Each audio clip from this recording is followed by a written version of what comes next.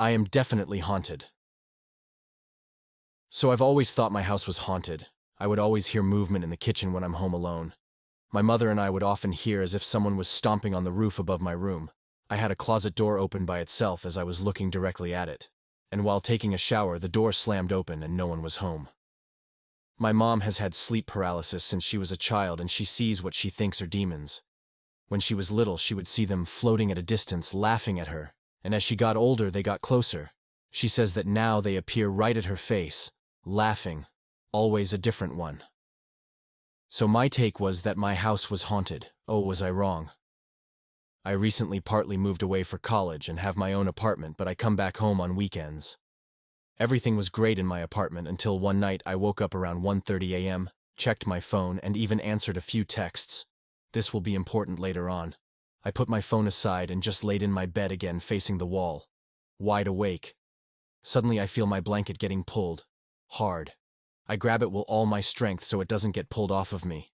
After 2 minutes of this, it stops. I just stare at the wall for about 30 minutes before racking up the courage to get up and turn on the light. I run over to the light switch, and guess what? It won't turn on, so I run back to my bed and turn on the TV. I then start hearing noises from inside the closet, as if someone was punching the wall. I stay awake until the sun comes out, and I try and figure out why the light didn't turn on. And suddenly, it does turn on. My friend tells me that maybe I had sleep paralysis or I was dreaming. But I could move, so it wants sleep paralysis, and I wasn't dreaming, because I answered a few texts, and I remember what I wrote, and there's a timestamp on them. The last 2 days I spent there, it felt like I was being watched. After that, I went home for the weekend, and I haven't been back there because of the pandemic. So it isn't my home that's haunted, because it followed me to my apartment. The creepiest coincidence. This event haunts both of the friends till this day.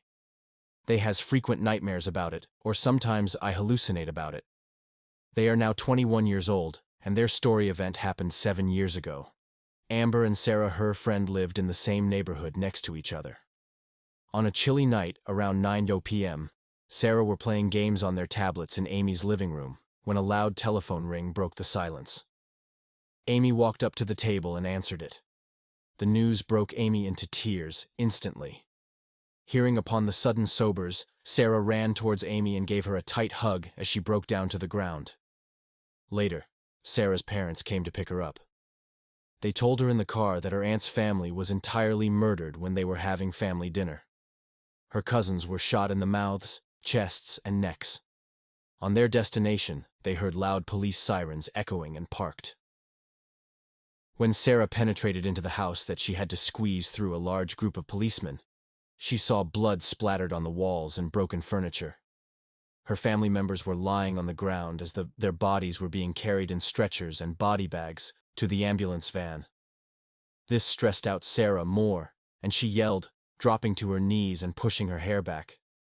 Her mother hugged her tight as she sobbed into her chest. Sarah instantly slipped into depression.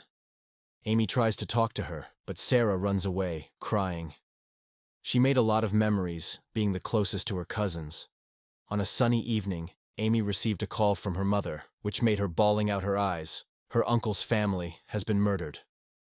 The same scene, just like in Sarah's story, happened to her.